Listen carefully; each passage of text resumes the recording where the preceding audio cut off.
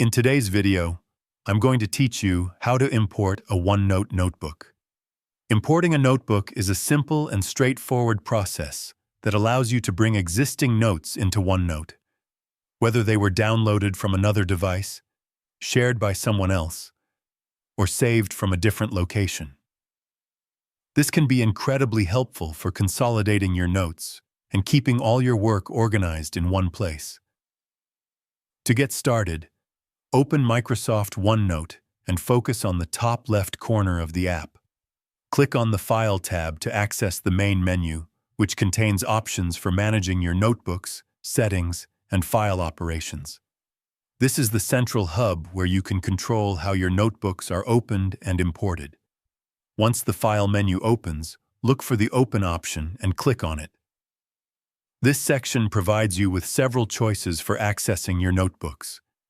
You may see options like OneDrive, This PC, Add a Place, or Browse.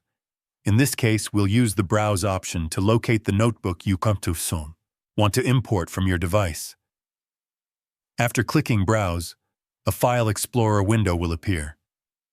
Navigate through your folders and locate the notebook file that you've previously downloaded or saved. Take a moment to ensure you're selecting the correct notebook, as this is the file that will be imported into OneNote. Once you've found the notebook, select it and click Open. OneNote will then begin the import process. Depending on the size of the notebook, this may take a few moments as the app loads all the sections, pages, and content from the file. During this time, make sure to keep OneNote open and avoid interrupting the process to ensure everything imports correctly. After a short wait, your notebook will be fully imported and accessible within OneNote.